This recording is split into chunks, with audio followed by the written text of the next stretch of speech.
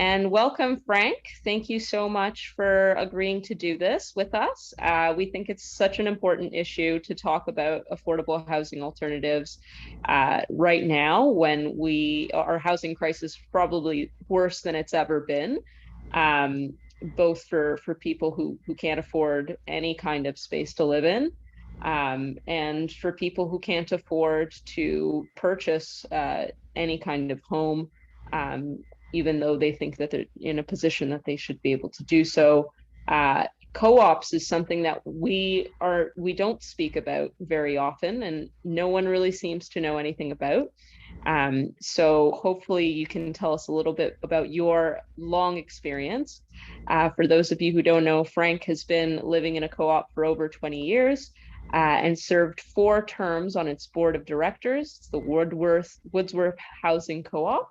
Um, in uh, and he has been working as a co-op housing advocate for quite a long time. In his other area of expertise, he specializes in digital technology, computers, phones, and the internet, and has spoken on various channels about those issues. So we can't wait to hear a little bit more about what his experience is like. Before we get started, we'd just like to acknowledge that the land we are meeting on is Treaty 13 lands and territory of the Mississaugas of the Credit First Nation and the traditional territory of the Haudenosaunee and Wendat peoples. And it's now home to many diverse First Nations, Inuit, and Métis people. So without further ado, Frank, take it away. Okay, thanks. I'm glad you did the land acknowledgement. I haven't done one yet, and it's becoming standard for the co-op now too, so we're all catching up. So I wanted to have one disclaimer following that, is that I'm not here as a representative of Woodsworth Housing Co-op. I'm here as a resident and a independent individual with my own opinions. So if I say anything you disagree with or that's outright wrong, you can't blame them. And similarly, I was hoping we could get the Housing Federation, Cooperative Housing Federation people involved, but they need to be nonpartisan, and I understand that. So what I do want to do is give a little background. When I came into this co-op 20 odd years ago, I knew nothing about co-ops. I had no idea what it was going to be like. We were looking for a place to live. We signed up for a waiting list, and eventually we got in. Most people don't really know much about it at all. The original motivation is, well, it's a cheap place to live. It's affordable housing, and it is. It's extremely affordable. Uh, but there are a lot of other things that we need to be aware of when you talk about co-ops. Um, the whole strip that we're on here, and the land acknowledgement is particularly relevant. We're on a strip of land in downtown Toronto, starting at the St. Lawrence Market and going east. That whole strip of land used to be warehouses and horrible slums, and I don't know what. I didn't see it back then, but apparently it was pretty bad. And it's all landfill. It wasn't even here, 100 years ago. So that's all been transformed by a row of co-ops, all of which are running very successfully, and which are providing affordable housing to many people. Um, the idea of a co-op, and this is something I didn't really understand, is that it is controlled by its residents, but it's founded by possibly by the residents, but also partly by the government. So the way our co-op was started, we're a federal co-op, is the Canada Mortgage and Housing Corporation, I guess, eventually ended up in charge of it. The nomenclature has changed over time. Um, Basically guarantees the original investment, guarantees the mortgage, but we, the residents, pay it off. And so the government isn't really out of pocket on that big capital expense. So when you think about value for money, it's hard to imagine a better way of doing housing. A better way for the government to do housing is to simply back people who want to do it, and then they pay for it. Now, the government, there's a certain amount of overhead. There's some management overhead. The agencies that run it scrutinize what we're doing, make sure we don't mess up too badly, don't drive the place into bankruptcy, give us some assistance. So there's that administrative bureaucratic overhead. But the overhead of actually building the units, and maintaining them is really up to us. So as a member of the board of directors, I've been responsible for deciding how we maintain, what money we spend, where we spend it. We have 7 people who are elected on 2-year terms with a four-term limit, or 4-year limit, 2-term limit. Um, and we just finished refinancing the co-op, which is something that's happening to a lot of the older co-ops. Is we've been allowed to buy out our old mortgage and get a new mortgage at today's interest rates, which is an enormous windfall because our old rates were up around 8%, and now we're on a 2 something percent, 2.5% rate. So this has all been done very effectively, very efficiently. Um, as far as I mean, the history of the cooperative movement, I did run across interesting things. I mean, this all dates back hundreds of years. And of course, nowadays it's important to notice that there are a lot of other ways the cooperative movement is spreading. Cooperative businesses, cooperative enterprises, where the workers control the workplace.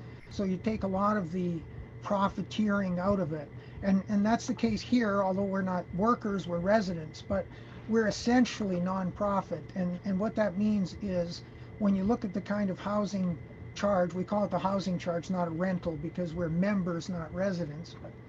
But typically, our housing charge on a unit may be anything like 2/3 or less than a market rate, and I'm not entirely up on that, but it's a fraction of market rates without a subsidy. Yeah, the benefits, the financial benefits, clearly we can offer a very low rent, and the main reason for that is that there is no profit, there's no landlord.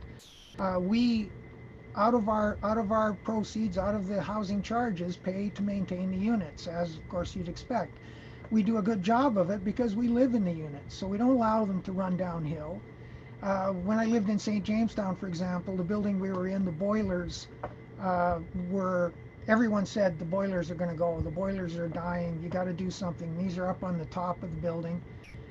And nothing was done. And then one Christmas, all of a sudden the boiler cracked or exploded or whatever, and we went for a week in the middle of winter without any heat. And the landlords wouldn't fix it until then. Just put it off, put Dang. it off. It's all motivated basically on numbers, on finance. Well, we don't do that. We live here. Our landlord then didn't live in the unit. He didn't live in the building. There's no way he would live in that building. But we live here. Excuse me, Frank. Yeah, go ahead. Um, so with this co-op, how many, you may have said it before, but how many of you guys live in there? Sure. Yeah, I can go into some of that. There are 200 units and roughly 300 and some people in our co-op.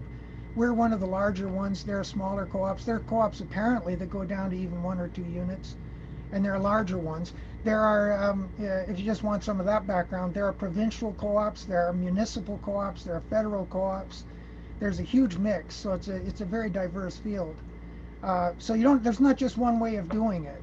And again, I don't want you to get the idea that, yeah, what I'm saying is necessarily representative of every co-op. There's even something that I only recently bumped into called co-housing that apparently is doing well in BC, where a group of people who are actually fairly affluent get together, and instead of buying individual homes, they pool their resources and have an entire development built to their specifications. Some of these things are gorgeous with glassed over atriums and you name it. And then they run it like a co-op, but they are in fact the owners outright. So instead of having the government back them, they just do it independently. So there's lots of variations on this. And I want to come back to the political side of it and the kind of the backing, but I want to go through some of what makes a co-op and what it's like to live in a co-op. So to get into a co-op, you go through a membership. You go through a membership sort of seminar orientation. You pay a membership fee, and then you go on a waiting list. And this is probably the toughest part of co-ops. We waited something around 2 years before we were offered a unit. In fact, we were offered one unit from another co-op and turned it down. And then this one came up here, and we've been in it ever since. So you need to plan ahead. And the main reason for that is the long waiting lists, just show you how popular the idea is and show you just how sorely we need more co-ops. There are a lot more people who'd like to live in a co-op than there are spaces in co-ops, and that's a real shame. So um, once you're in the co-op, then you're a member. You get a vote. You vote for the board of directors. You can be on the board of directors. You can run for the board. Generally, generally, it's not that easy to get people to run for the board. Although I find it quite entertaining that you get to make $1 million decisions, which is something that most of us never do in our daily lives. You're expected to help out with doing the gardening or serving on committees. We have a newsletter. People volunteer to run it. You get to know your neighbors in a way we never did when we were living in apartments. We lived in several different apartment buildings in Toronto. You never get to know your neighbors the same way. You have to get to know your neighbors in a co-op. Um, the one drawback of a co-op is there's a certain amount of politics. So sometimes you elect people that you later disagree with, and things can get a little bit exciting. But it's enormously educational as far as how democracy works, because you're seeing what we see in Canada, what we see federally or provincially. You're seeing it on a neighborhood level, and all the principles are the same. You need people to be involved. You need people to think about what they're doing, how they're voting, who they're voting for, what the issues are going to be. So, um, Hey, yes, so I have a question about the co-op living then. What if you end up living with somebody whose lifestyle just doesn't match yours? Say they enjoy partying and drinking late at night, like being pretty wild, but you're more of like a go to bed by 9 p.m. type. How do well, you interact with those people? perfect example. That's actually a really great example. First of all, I mean, our units are relatively private, and I'm in a townhouse here, and yeah, people party out in the garden sometimes. In any downtown living, there's some live and let live, but as a board member, I certainly see plenty of instances where you've got people who are, going over the line, or certainly the neighbors feel they're going over the line. If you lived in an apartment building, you'd have very little recourse. In the co-op, there's a process. You bring it to the board.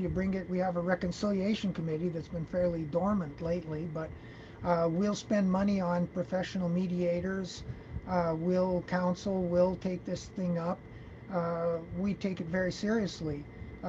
Instances of harassing behavior, or people going over the line in any form, socially unacceptable behavior, where we actually have a whole groups of people and entire mechanisms for dealing with that. So in other kinds of housing, say if you buy yourself a wonderful townhouse, pay $1 million, you don't know who your neighbors are going to be, and you don't know how you're going to handle them. The most you can do is call the police, and the police are a very blunt instrument at best. We've run into these cases, where things go to legal process. Well, it's not very effective. A community is the way that should work, um, and it doesn't. And if you can imagine Toronto broken up into a bunch of separate cooperative communities, it would be an entirely different place. I know most of the 300 people who live here, and I got to know some of them that I really like, and I've gotten to know some of them that I don't get along with. But you learn about live and let live, and you have a structure that enforces that. So as a social experiment, cooperatives are just brilliantly successful. Um, as a financial proposition, they're brilliantly successful. It's the most affordable possible way of building affordable housing. The government right now, so I went through the history.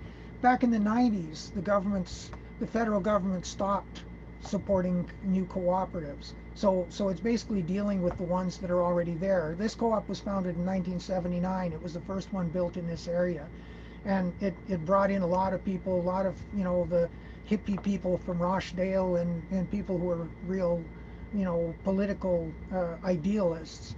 And we still have some of that tradition here, but um, the idea that we've stopped building co-ops is completely insane. Affordable housing is on everybody's mind right now, and every party is promising affordable housing. But the policy that we've got right now, as I understand it, and I'm no expert, is what I've been reading about it is we're doing funding private enterprises to build affordable housing. We're working with municipalities to build affordable housing. But all of that means the government has to put up money, has to put up cash money. And then you leave the running of it to somebody who's more or less disinterested and more or less driven by expediency and financial interests rather than actually making it work as a community. If you build a co-op, you put up very little money up front. You have to guarantee the mortgage. There's certain insurances and so on, which are certainly not my field of expertise. But so there is some expense, and then the government does help us manage. If we get in trouble, they're there to assist, and there's offices full of people who work on this. But all that capital investment is basically not their problem. And so for the bang for the bucks, if we just want to build a ton of affordable housing, building it as cooperative housing just is kind of a no-brainer. And I just have to feel, this is my own conjecture, that the reason we're not doing more of it is because it works just too well. What we are is a shining example of what nonprofit housing can really mean. And of course, the profit-driven development industry really doesn't need to have that around. If you just look at the coverage back in the 70s when we were building Woodsworth, where the original members were actually involved in constructing it, and then you look at what was happening, and all the favorable publicity was about St. Jamestown, a commercial development, and that's going to be gracious downtown living, and all the publicity about the co-ops, about Woodsworth Co-op, was, well, this will never work. And of course, the exact reverse is what's happened. You know, St. Jamestown is one of the, you know, I don't know what the polite word would be, but it's a pretty run-down neighborhood. Our housing charges, if you apply to a co-op, they'll be very upfront about what their housing charge is on various types of units, and they're typically considerably below market rates, and that's for a couple of reasons. One is that the residents do a certain amount of the work that would otherwise have to be you know, contracted out. But we do employ a management company here, and we pay them significant amount of money to do all the office work and manage large capital projects and so on. But also, you know, you've taken the profit entirely out of the picture, and I think that's a big factor. And I think there's a general distrust of anything that does that. I mean, we're so used to living in a profit-driven society. And I don't want to make a value judgment or sound like you know, some kind of radical you know, communist. The point is that some things do work better in a different way when you approach them a different way, and that's what cooperatives do. And whether it's worker cooperatives, there have been student housing cooperatives going back for decades that have been very successful. And I don't think co-op housing is the answer to every problem. But certainly, I think a wise government would mandate that a certain proportion of new development, say, let's say in Greater Toronto, GTA area, should be cooperative, and provide funding or help people raise funding to make that happen. Because what you're doing is creating a sense of community. You're creating a lot of eyes on the street, so security problems should tend to be less. It's just got endless benefits. There are also drawbacks, and you know, I don't want to go on my own. There are certainly downsides that I can speak to, and there's a lot to cover. So yeah, by all means, if there's questions, I'll just open that up, and you've probably asked the things that I was going to try and answer anyway. Great, thanks so much, Frank. That was a great overview. I have a couple questions for you, and then we'll go through the questions in the chat. So if anyone else has any questions, please just type them through the chat. I just wanted to know if there's any way that you would think we can make the structure of co-ops better. So I know you mentioned there's obviously some downfalls and there's some management issues. Is there anything that can be changed in the structure? I think the structures that we've got are pretty good. We need more of them. You know, we need more co-ops desperately. You know, and different provinces have done different things. There are municipalities that have done things, But I think generally we need to promote the idea that if you're talking about affordable housing, cooperative housing should certainly be, you know, at the front of your mind and not somewhere way at the back. Uh, the co-ops that exist now, there's some sort of follow through, right? We've got agencies, the federal government is still running agencies. So we have a lot of support in as far as managing and so on. The Co-op Housing Federation of Canada, of Toronto, great groups, wonderful people, very committed. People have made whole careers out of understanding this stuff, which is why I feel a little bit like an interloper here, because I'm just not the professional that some people have been in this. But what we need is more, not so much different. Yeah, that's right. And I mean, I think whether or not you would describe yourself as a professional, you have way more experience than most people in this area. So thank you for that. So going through the questions in the chat, first off, we have a question just about how old the co-op is, Frank. This co-op was built in 1979, and the whole strip along here, if you look in Google Maps, you'll see the Esplanade runs east and west. It runs east from the St. Lawrence Market, from Jarvis Street. So the whole strip, most of both sides of that strip are housing co-ops. Windmill Line is at the far end. Charlotte, there are a couple that are more focused on seniors, or so the variety of types of co-ops. As I say, co-ops come in a lot of flavors, and I don't know. We have a few people who've transplanted from other co-ops here, and it's always good to find out how other co-ops are doing things. There are other co-ops dotted all over Toronto as well, of various ages. So the provincial co-ops may have a completely different chronology, and municipal ones again. But most of them are older than the mid 90s, because that's roughly when the building of co-ops went kind of on the back burner. And would you know, Frank, this is another question from Liz, whether it was started by an organization or just a group of people, or how it was kind of started to begin with? Wisworth Co-op was started by a group of very committed individuals, like I said, who came out of kind of the, I don't know if they were specifically from Rochdale, but out of that tradition of finding a different way forward. And some of them have gone on. One of our founding members is now one of the leading lights of the co-op movement, and a cooperative lawyer. Went to school to become one of the most notable co-op lawyers. So there were some very committed people and very knowledgeable people who were involved in building it and in setting up the structures, writing our bylaws, which are actually a brilliant piece of work, and in naming the co-op. If you look up J.S. Woodsworth, you'll find out that he was the first leader of the CCF party, which later morphed into the NDP, but which was responsible under Tommy Douglas for bringing us Medicare and a whole bunch of other things. So the J.S. Woodsworth was quite a radical in his time, and quite a mover and shaker. And the more I learn about him, the more I'm pleased with the naming. So you can judge who the people were. So they organized, but I don't think they were an organized group as such. The co-op was the organization they created. Right. And then we have a kind of follow-up to that, which is how does one get into a co-op now, or how does one build or get onto the lists that co-ops have? To make a new co-op, would you also need a dedicated group of people, or would it require something more these days, given the lack of government funding for those kinds of projects?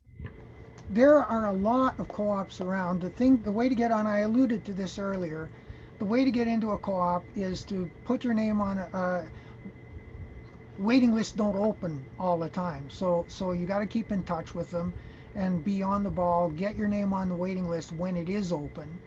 Then there'll be a membership session of some sort, and you'll become a member, and then you go on a waiting list for a unit. And all that put together can certainly take, we waited 2 years, and I'm not sure, there's a certain number of people who are aware of co-ops and put themselves on waiting lists, and there's a certain number of units. There is a page, I don't know if I have any way of sharing a link, but if if you go to Co-op Housing Toronto, co-op housing Toronto, no other punctuation, dot co-op, C-O-O-P, uh, and slash resources slash find a coop, find a co-op. That page has a list of all the co-ops, I think across the country. But there are lists and there are a lot of co-ops, and I would recommend getting your name on a number of lists long before you're actually looking for a new place to live. So for us, we put our name on the list, went about our lives, and one day somebody said, "Hey, we've got a membership session, come around." And then we turned down a unit because it didn't really meet our needs, and that was from another co-op. And then we got a shout from Woodsworth saying, we've got a unit. So it takes some time. It's a long-term proposition. If there were more co-ops than there were people wanting to get into them, then the process would be considerably speedier. Yeah, I'm sure it would be. And we have another question from Amanda, which is just, why do you think, Frank, the government takes the view that the primary way we can solve the affordability crisis is through subsidies rather than something else? Yeah, subsidies are kind of a blunt force thing, a brute force instrument. I think that what the governments we've had, since the 90s and progressively have been more and more business focused rather than people focused, to put it in the least political terms. And that's a way you can subsidize without feeling like you're stepping on the toes of any private enterprise. But it's not the best way to do it. Now, what I didn't say in my earlier presentation, now we are subsidized as well, and I try to keep those separate because they really are two different things. So about 30% of the units in our co-op are on a government subsidy program, which could apply to any other kind of housing, but they were instituted in conjunction with cooperative housing. So the original agreement with the government said, we will help you form a cooperative housing institution, but with the agreement that we will subsidize a certain proportion of your units. How that works with provincial cooperatives and municipal cooperatives probably quite different. But there are subsidy programs in place, and some of them do apply to cooperative housing as much as to any other kind. So I think it doesn't have to be either or by any means. Yes, that's right. So our next question is from Jeff. And this is about how the co-op manages certain types of disputes. So for example, sexual encounters and what the process for that would entail. And I would assume that includes harassment complaints and things like that. Yeah, does it ever? Yes.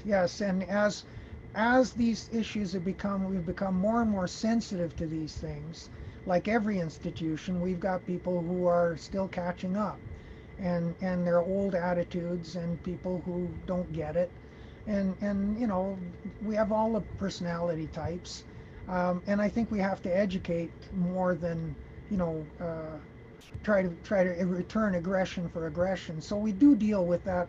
And we do have a process. So we have our management company who runs our office, what would normally be your superintendent in an apartment building, I suppose. And they will first of all have their procedures, and they will maybe write a letter or warn people or whatever. There's the board of directors. People may be asked to appear in front of the board of directors and get a talking to.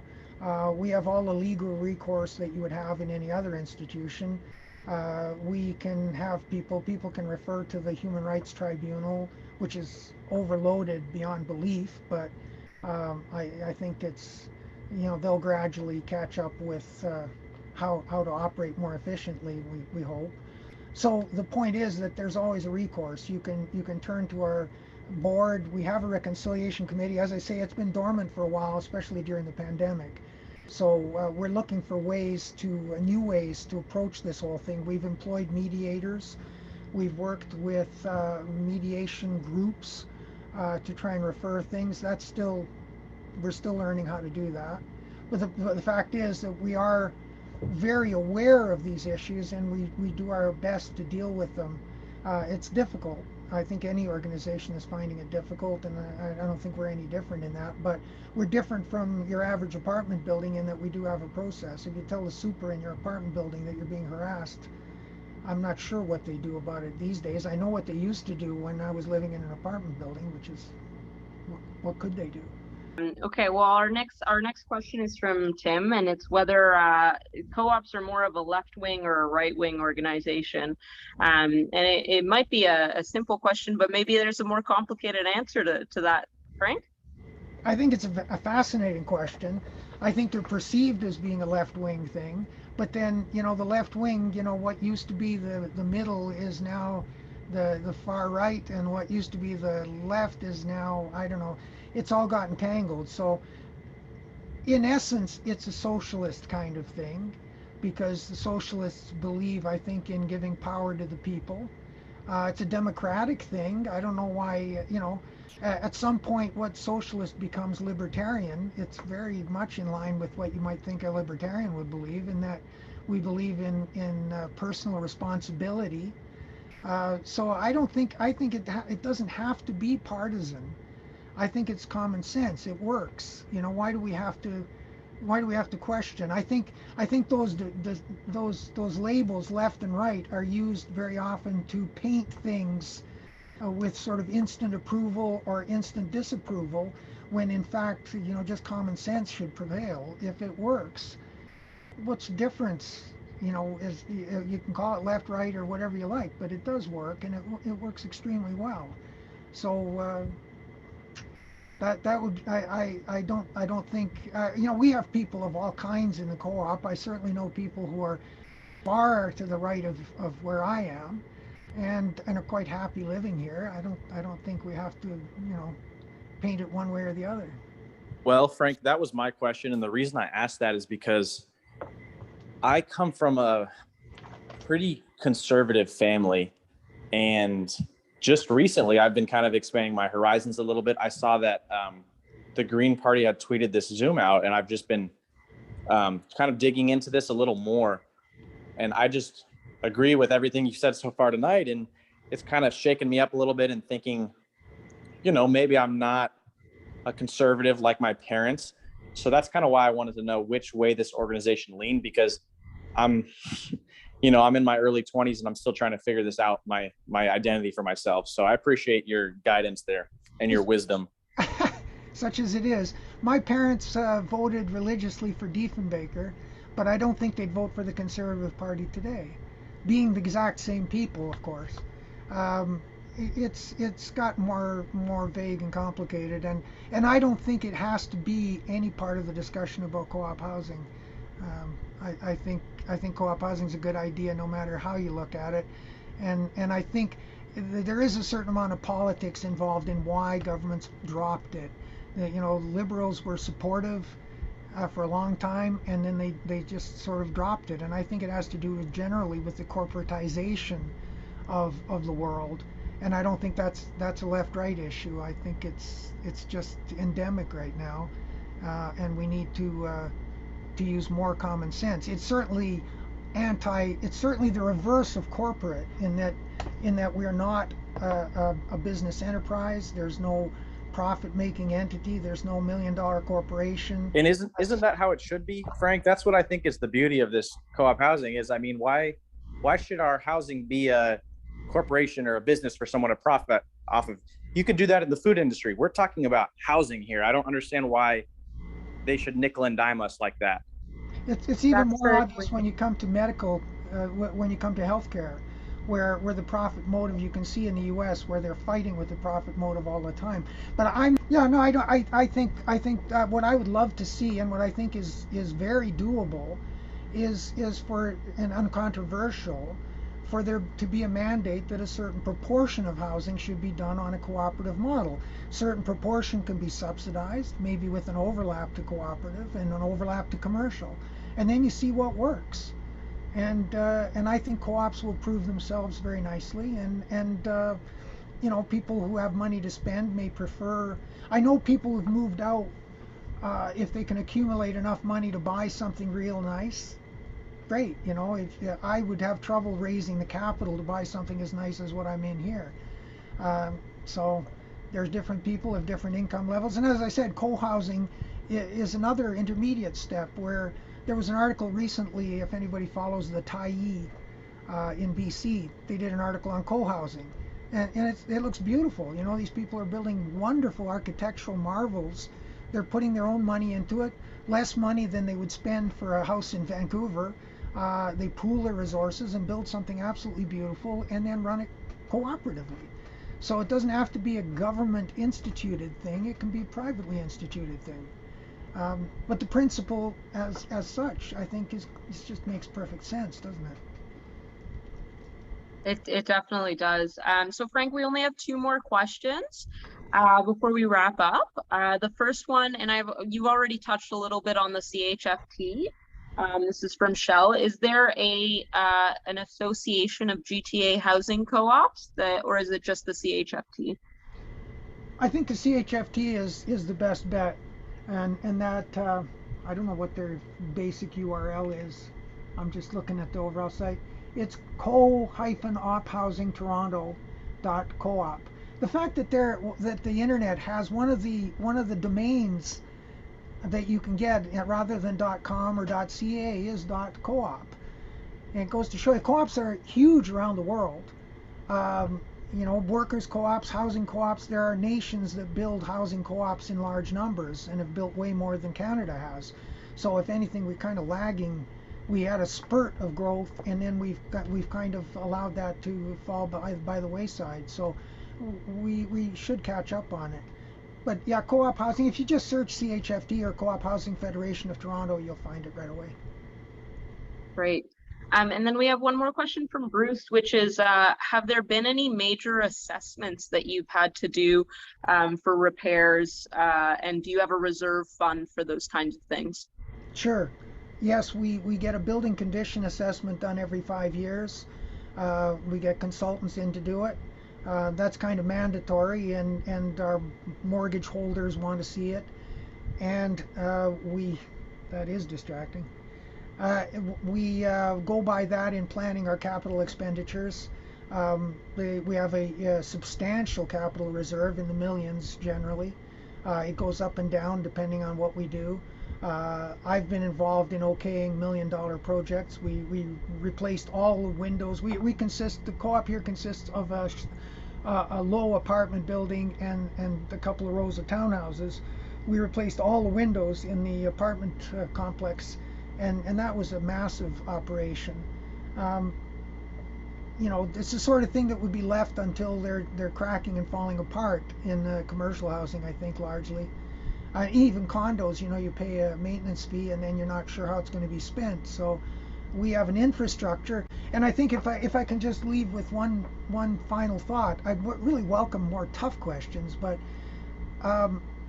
what we really depend on, and I think what everyone depends on, what Canada depends on, are intelligent, cooperative, democratically alert members.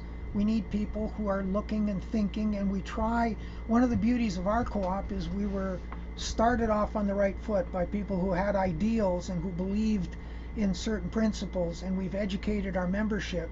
And now with newcomers coming in, we have a tough job making sure that those ideals are handed down. And I think the same thing happens on the macro scale. If you look at Canada, what is our main problem? It's that too many people don't vote, that too many people don't think it's important, that too many people feel like their vote doesn't count, or, you know, and you have to educate. You have to get people involved, and our co-op works best when people are involved. That's one of the most wonderful lessons I've learned, that the worst decisions we've made are when somebody says, yeah, let's just get it done, let's not worry about all that democracy stuff. And we use those decisions tend to be disastrous. But when we work together, we work well, and that's for me the greatest takeaway of living in a co-op is I've learned an enormous amount, and still have lots more to learn, I'm sure. As do we all. So thank you so much for answering those questions, Frank, and for sharing your experience with us. Amanda, I think you had one more question, is that right?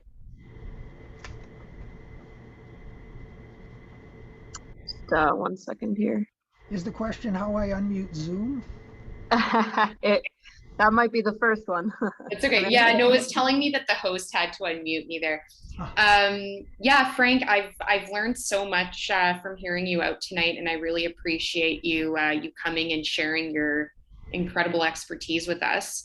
I just wanted to ask about the land acquisition aspect of co-ops. Do most co-ops, at least in Toronto, do they, is the building, are the buildings on like public land?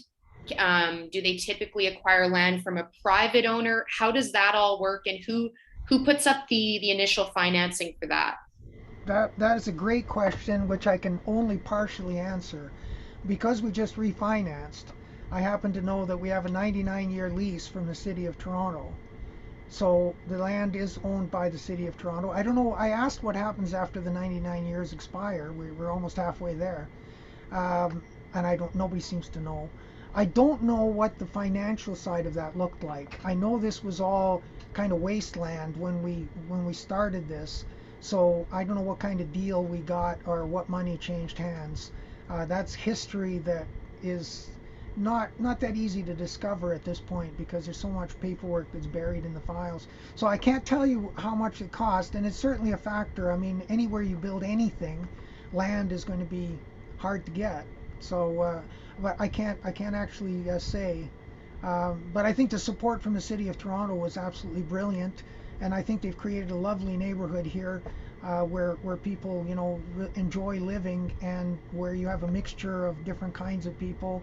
It's for downtown Toronto, I mean, everything else is all condos, and this is a great way of creating a little contrast to that.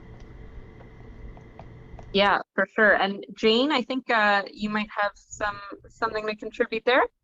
Yeah. So Frank, I lived in Woodsworth for 14 years. So the land was actually brownfield land.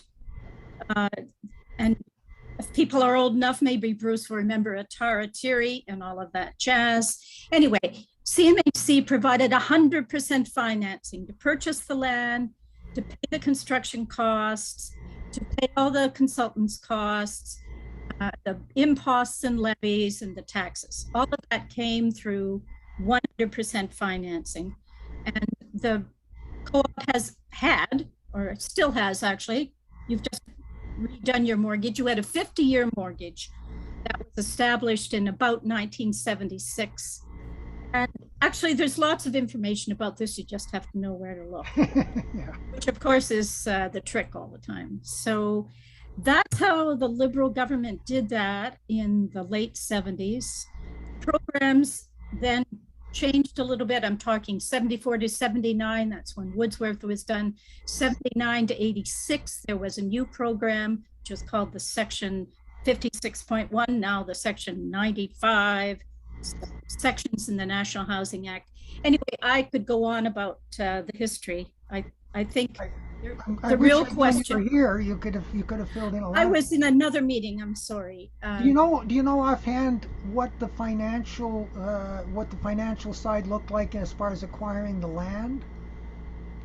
Did Toronto, for instance, give us a bargain on it? Well, it was not the same as the co-ops that are in the outer reaches of Scarborough. When they were built in the 80s, it was seen as marginal land.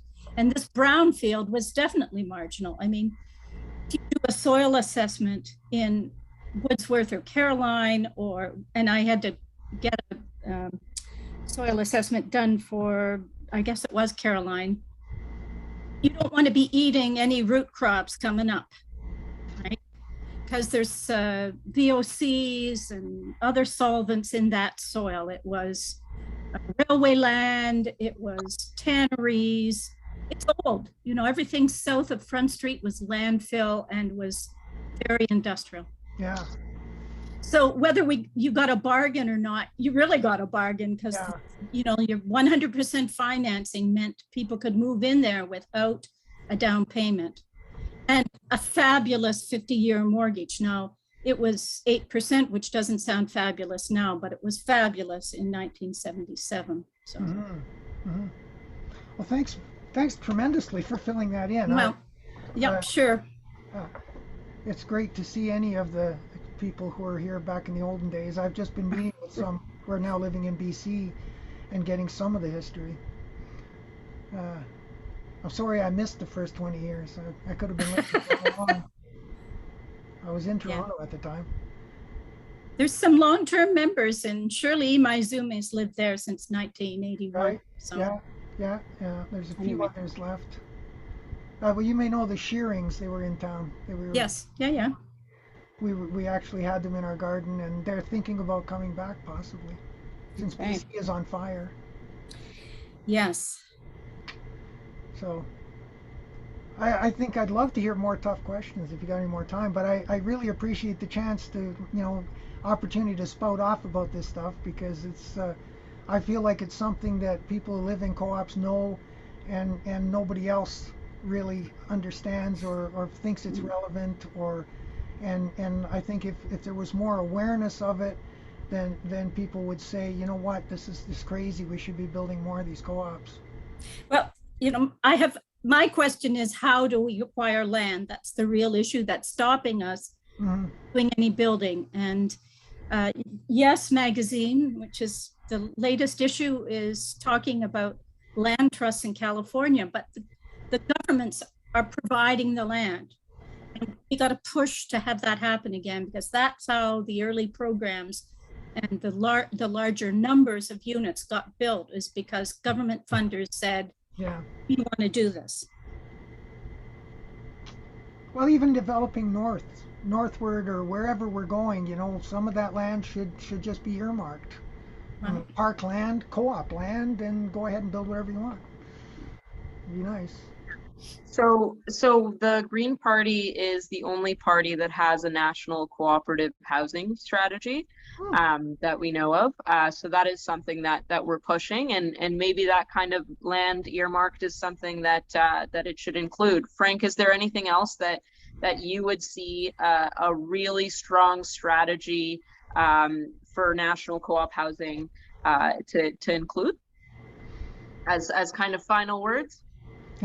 Well, I think I've said it all, but I think just by putting it on the table, just by putting it out there, I'm hearing all kinds of people talk about affordable housing.